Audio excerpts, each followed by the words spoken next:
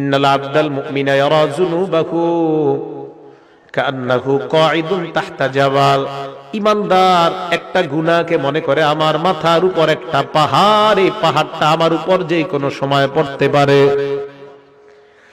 ঈমানদার মনে করে একটা পাহাড় আমার উপর, ইয়াখাফু আলাই, এই পাহাড়টা আমার উপর পড়তে পারে। এই হাদিস দ্বারা বোঝা যায় ঈমানদার যখন কোনো গুনাহ করতে যায়, করার সময় তার মনের মধ্যে এই জিনিসটা আসবে, সর্বনাশ, আমার উপর একটা পাহাড়, এই পাহাড় আমার উপর পড়তে পারে। বলেন তো পাহাড় পড়লে মানুষ বাঁচে না মরে?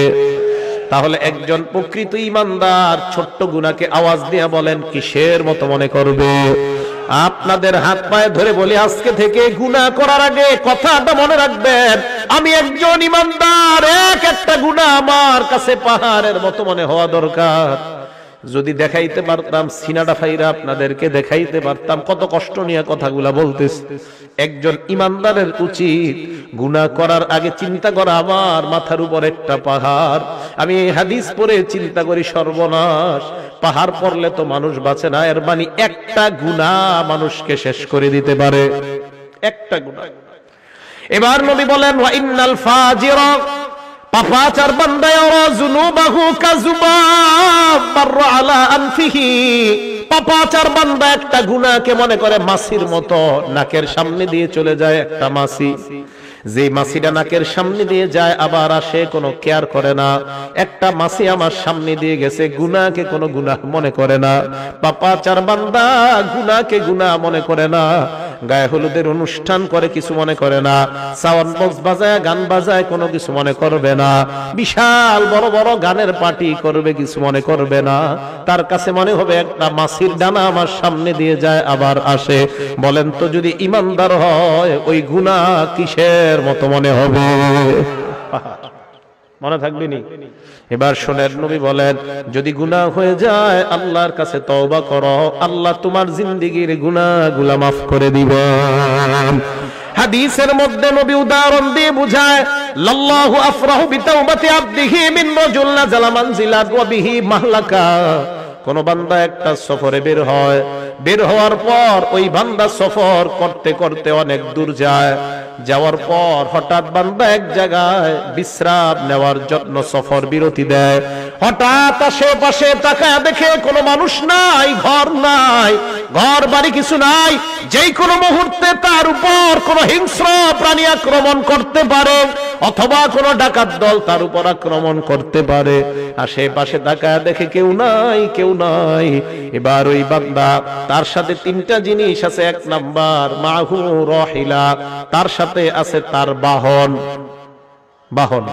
দুই নাম্বার আলাইহা তাআমুহু ওয়া শারাবু, ওই বান্দার বাহনের উপর তার খানা এবং তার পানি তার বাহনের উপর।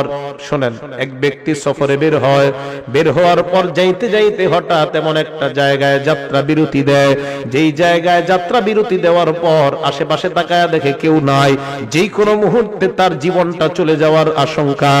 এমন একটা ভয়ঙ্কর মুহূর্তে ওই বান্দা এবার তার সাথে মাত্র তিনটা জিনিস, অবিহি মাহলাকা, প্রাণ নাশের আশঙ্কা, বাহু রাহিলা, তার বাহন আছে, খানা আছে, পানি আছে, আর কিচ্ছু নাই। বান্দা চিন্তা করলো একটু ঘুমায় নেই, ঘুম থেকে ওঠার পর আবার সফর শুরু করব। ফানামা নাওমা, বান্দা ঘুমায় যায়, ঘুমানোর পর ফাস্তাই কজা, আবার জাগ্রত হয়। জাগ্রত হওয়ার পর তাকা দেখে তার বাহনটা হারায় গেছে।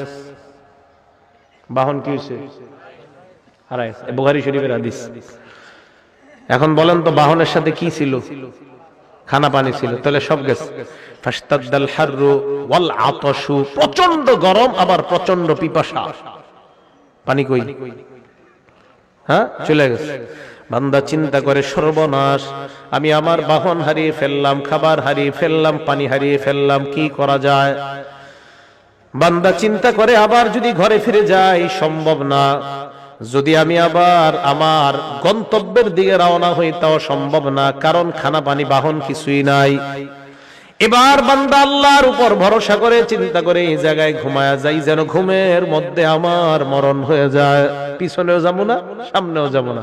বান্দা ঘুমায়া যায়, শোনেন, বান্দা ঘুমায়া যায় ফাস্তাই কজা, ঘুম থেকে জাগ্রত হয়। হঠাৎ হওয়ার পর দেখে তার বাহন খানা পানি নিয়ে উপস্থিত হয়ে যায়। হাদিসটা বুঝছেন? হাদিসটা বুঝছেন নি সবাই? কিছু কয় না, বুঝছেন নি? আচ্ছা, এই যে বাহন আসলো, খানা আসলো, পানি আসলো, বান্দা যে হারাইলো, হারানোর পর আবার ফিরে পাইলো, কেমন খুশি? অনেক খুশি না? নবীজি বলেন এত খুশি হয় বিশিদ্দাতিল ফারহি, খুশির অতি সহ্যে। গ্রাম্য বাংলায় কই খুশির ঠেলায়। কি কয়? খুশির ঠেলায় আল্লাহ রে কয় আল্লাহুম্মা আনতা আব্দি ওয়া আনা রাব্বুকা, আল্লাহ আপনি আমার গোলাম, আমি আপনার রব। হ্যাঁ, আল্লাহ রে কয়, মানে এ জানে না এর মুখ দিয়ে কি বের হইছে কইতে পারে না। ঠিক আছে না কথাটা? আল হাদিস ভাই থাকলে কেউ জবাব দেন, এই হাদিসের জবাব দেন। এই হাদিসের কি জবাব? বুখারী শরীফের হাদিসই তো আসেনি এলাকায়। হ্যাঁ, আল হাদিস ভাই আছে এলাকায়? যদি থাকে এই হাদিসের জবাব কি? যে হাদিসে যে বান্দা আল্লাহরে কইলো আপনি আমার রব, আমি আপনার, আপনি আমার গোলাম, আমি আপনার রব, কি জবাব? বিপদে পড়ে যাবে। আমি আল হাদিস ভাইদের মহব্বত করি, এই হাদিসের জবাব কি? হাদিস না ফলো করেন সহিহ হাদিস, এই তো বুখারীর হাদিস, বুখারী শরীফের 6308 নম্বর হাদিস। কি জবাব?